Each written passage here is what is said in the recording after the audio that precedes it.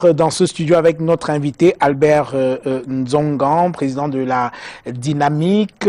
Alors, parlons de la SMID, la Société métropolitaine d'investissement de Douala, qui a été lancée il y a quelque temps par le délégué du gouvernement auprès de la communauté urbaine de Douala, Fritz Ntonen-Tonnerre, et vous avez été désigné pour siéger parmi les 15 administrateurs de cette société. Et selon nos informations, ce ne fut pas une sinécure. C'était quoi le problème? Qu'est-ce qui s'est passé pour votre entrée dans la SMID? Le problème de la SMID illustre l'état d'esprit au Cameroun où les gens pensent que le mérite ne compte pas. Il faut que quelqu'un s'assied quelque part pour décider de qui est méritant, pour confier le mérite. Or, le mérite se mérite. Il ne se ramasse pas. Ou vous êtes méritant ou vous ne l'êtes pas. Dans tout le cas, il s'est passé que les gens auraient souhaité que je ne fasse pas partie de cette équipe. Mais ce n'était pas l'esprit des fondateurs de la chose. Mais vous savez toujours que vous pouvez créer votre chose et d'autres s'en emparent. On a vu souvent, on se demande même au Cameroun si c'est M. le Président Paul Biya qui dirige le Cameroun. Donc on a voulu procéder comme dans le vieux temps qui, j'espère, va cesser bientôt, à des nominations sur le plan des critères connus d'eux seuls. Alors il y avait 2200 petits porteurs. Les petits porteurs sont ceux qui ont mis de l'argent de 150 000 à 4 millions, contre peut-être 300 grands porteurs. Oui. Les petits porteurs avaient à voter leurs représentants. Et le bureau provisoire a cru bon choisir les représentants à la place des petits porteurs. Ils ont protesté. Et ils ont tenu tête. Ils ont refusé de revenir sur leur décision. Et la discussion a duré 5 heures de temps. Et c'est le promoteur qui est venu dire non, l'esprit des statuts veut qu'on passe aux élections. On est passé aux élections. Et Mme Essoka et moi, nous avons été élus pour représenter les petits porteurs. Bon, c'est une parenthèse parce qu'il faut toujours regarder le résultat et non le chemin par lequel on est passé. Alors, la manière dont vous avez été désigné pour faire partie des administrateurs de la SMID, vous êtes bien conscient que cela représente une responsabilité supplémentaire pour vous. Saurez-vous en être digne? Je crois que sur le plan moral, je suis préparé et mon passé prouve que je suis capable de défendre les intérêts des autres. Donc je suis préparé pour faire en sorte qu'il y ait un équilibre. Et s'agissant d'une affaire commerciale, d'une société commerciale, faire en sorte que ceux qui ont mis de leur argent puissent avoir un retour. Et que la ville de Douala, et maintenant nous parlons de la ville de Douala et non de Douala ni de Bamileke, se transforme, se métamorphose au profit des métropolitains, comme le nom de la société l'indique.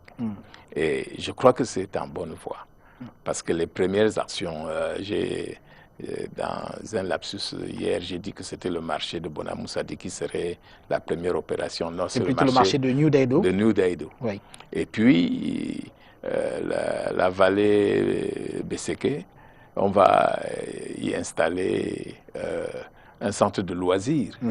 Vous voyez une ville comme Douala où il n'y a pas de centre de loisirs, où les gens peuvent de temps en temps aller se déstresser. Bon, il n'y a pas que les centres de loisirs qui manquent à Douala. Non, ça, je vous dis ce qu'on va faire, parce que dans la suite, ils pensent faire des centres de conférences internationales, on pense faire des centres d'affaires, on va réhabiliter Dokoti, on va réhabiliter Yassa. Non, il y a à faire. Oui. Alors, oui, allez-y. Mais la plus grande nouveauté, c'est que la SMID compte maintenant introduire, si l'autorité gouvernementale l'accepte, la copropriété. Oui. Or, si vous avez entendu les bagarres autour d'Autochtones, d'allogènes, de ceci, c'est la faute à la copropriété. Je vais vous expliquer pourquoi. Allez-y. Quand quelqu'un qui arrive avec son argent trouve une famille qui est là où leurs ancêtres sont nés, leur propose de l'argent, parfois beaucoup d'argent, cette famille croit que c'est beaucoup d'argent et lui vend leur terrain. Ils sont déguerpis. Le monsieur construit un immeuble, c'est pour lui. La famille, après avoir mangé tout l'argent, s'aperçoit qu'elle n'a même pas où dormir.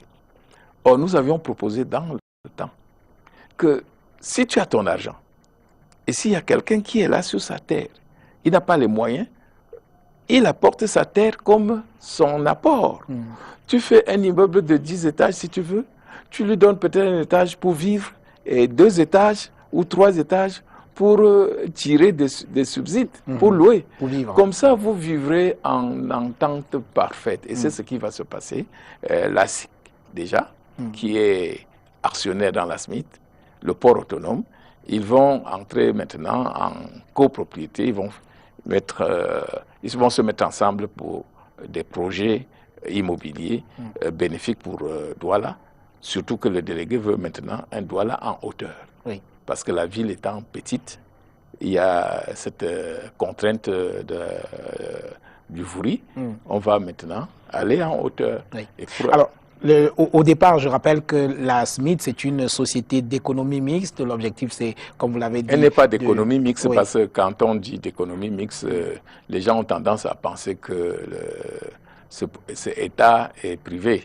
C'est une société anonyme, privée et commerciale. Oui.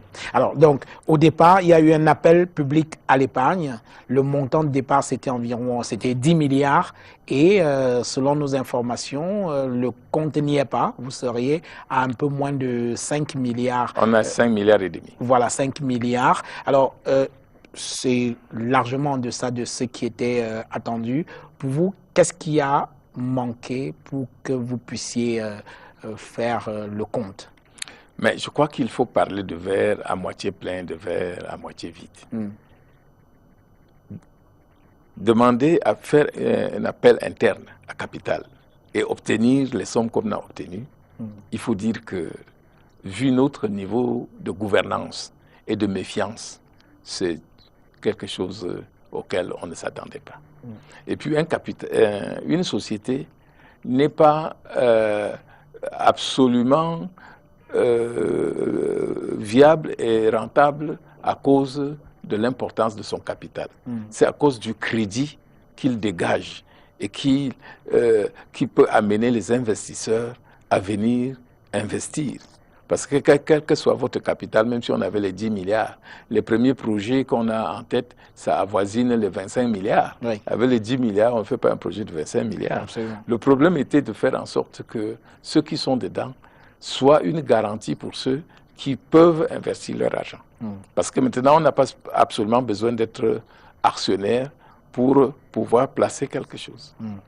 Alors, vous vivez à Douala, Douala qui a un certain nombre de problèmes, le désordre urbain, l'incivisme, tout cela, c'est tellement incrusté qu'on se demande si on peut encore donner à Douala un visage métropolitain. Est-ce qu'on peut encore faire de Douala une grande métropole?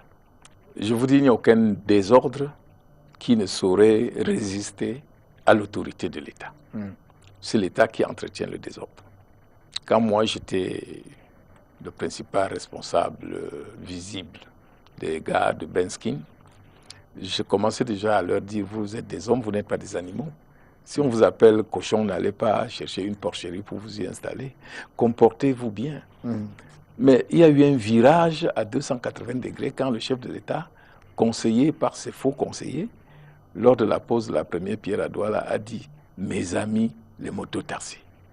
Oh, dès le lendemain, les gars ont dit « Mais mon Dieu, nous sommes reconnus par le chef d'État comme ses amis. Personne n'a rien à nous dire. » Et il y a un véritable problème.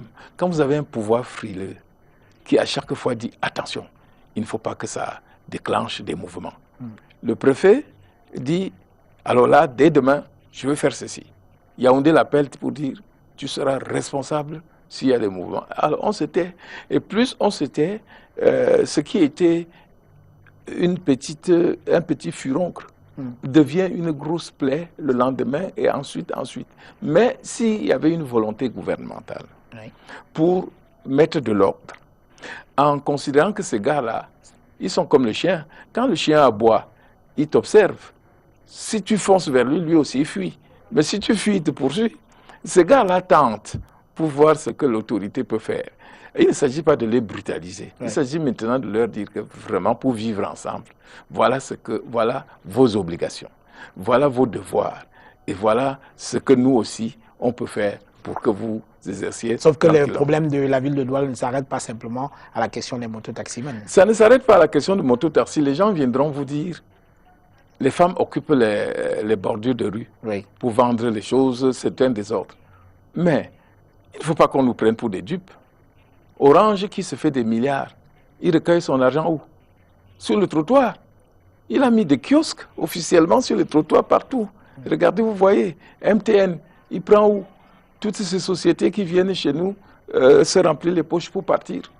Les rues sont fermées, parfois durant des heures. Ce qui? Ce soit la Guinness ou la brasserie qui est en train de livrer sa boisson. Vous ne pouvez rien.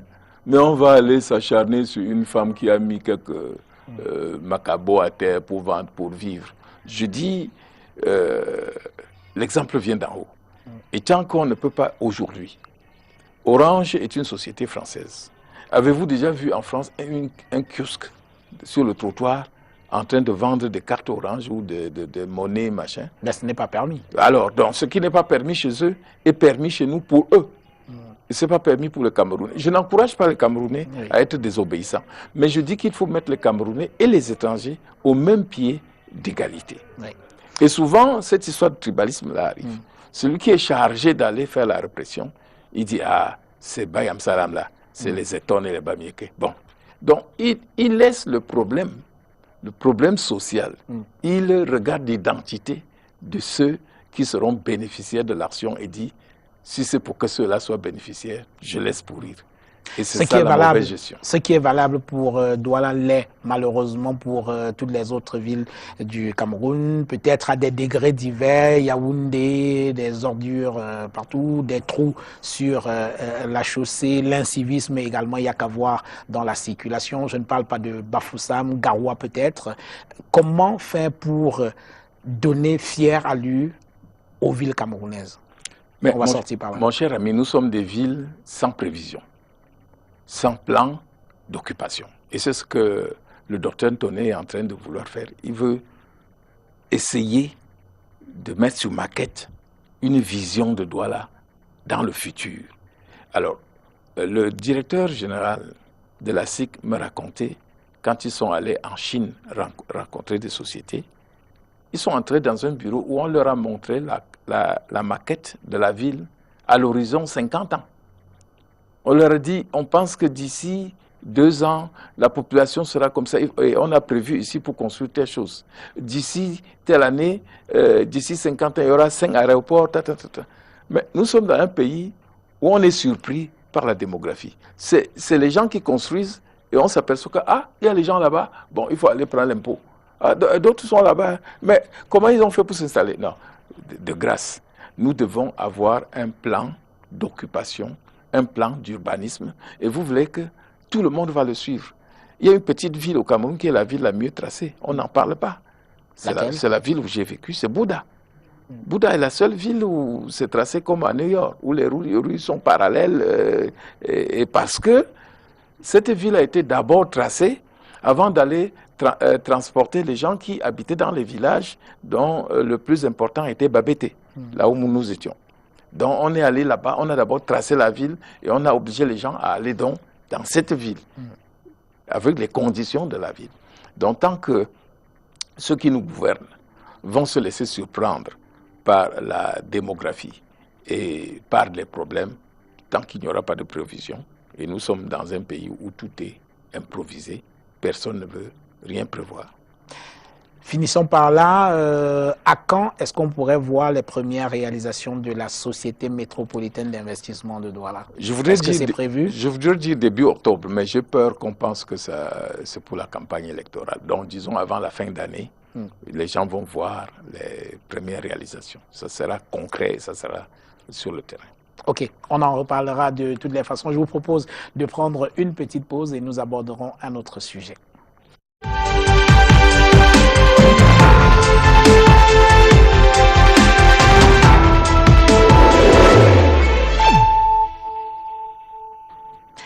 Voilà, Albert Nzongan, nous allons parler à présent de la présidentielle. Les Camerounais se rendront aux urnes le 7 octobre prochain pour